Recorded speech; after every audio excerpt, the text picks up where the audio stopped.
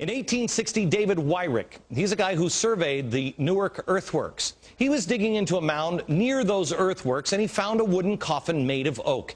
They opened up the coffin and found a skeleton of a man holding a little box. It was about 8.10 inches in size. The box had been cemented shut here. This, by the way, is sitting in Ohio. Well, he opened up the box and he found a little man inside, a little black stone. They took it to scholars, and they looked at it. The man seems to be carrying something, and there's writing here. At first, they couldn't recognize.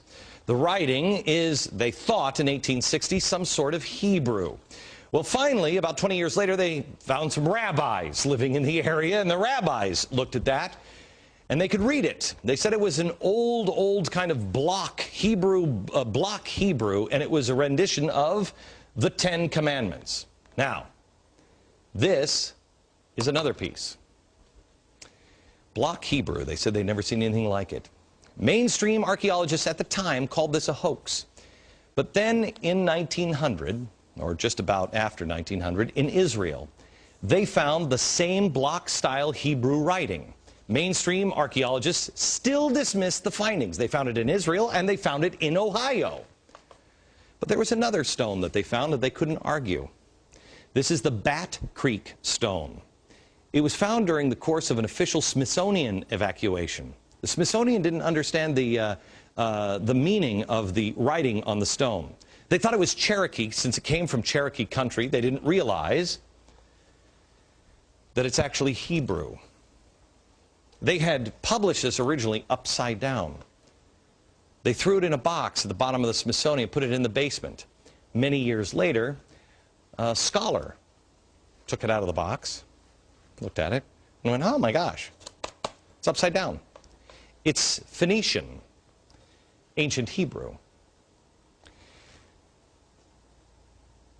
So what's going on here? What is that about? Where is that history? Brought here by Hebrew people in search of a new promised land. I want to know if this stone, inscribed with the Ten Commandments, might have been kept inside the ark, or was it left behind as a clue that one of the Bible's most sacred artifacts is right here in the United States? This is the Decalogue stone with the Ten Commandments written on it on all sides of it. And this is a stone box that the Decalogue was found in. Okay. So when it was found, it was enclosed in this box, and you couldn't even see the stone inside. The box is carved out inside exactly to fit the Decalogue stone. Well, who's that guy? Well, this figure here on the front that's wearing a robe and a turban and holding either tablets or a breastplate, and over his head in these Hebrew letters it says Moshe or Moses. Oh. So must be Moses. Okay, that's Moses, all right. Who delivered the Ten Commandments. Ten Commandments, okay. It seems to pass the scrutiny of the skeptics as far as the Hebrew text in the language, so now I'd like to try to add some evidence to this whole discussion.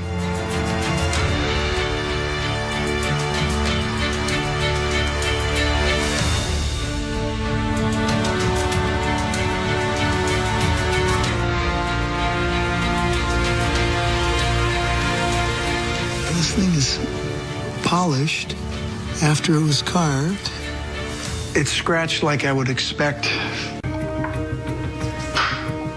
Well, it fits snug.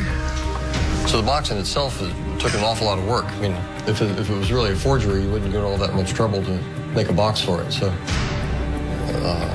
I think that speaks to its authenticity, that someone really this was very important to someone.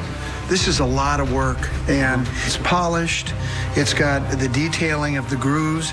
It wasn't made, as far as I can tell, from modern machinery. Geologically, I don't see any problems here that would make these things obvious hoaxes. So the skeptics have rejected this. Well, that's been a factor, but Hebrew is an odd thing to find here. The fact that it's odd doesn't mean that it's not genuine. What it boils down to is really the problem with these artifacts is that the academics don't like them because they don't fit the paradigm. And unfortunately for them, you can't dismiss things simply because you don't like them. Right. And so the evidence to me seems clear. There's no reason not to accept these as genuine, legitimate artifacts.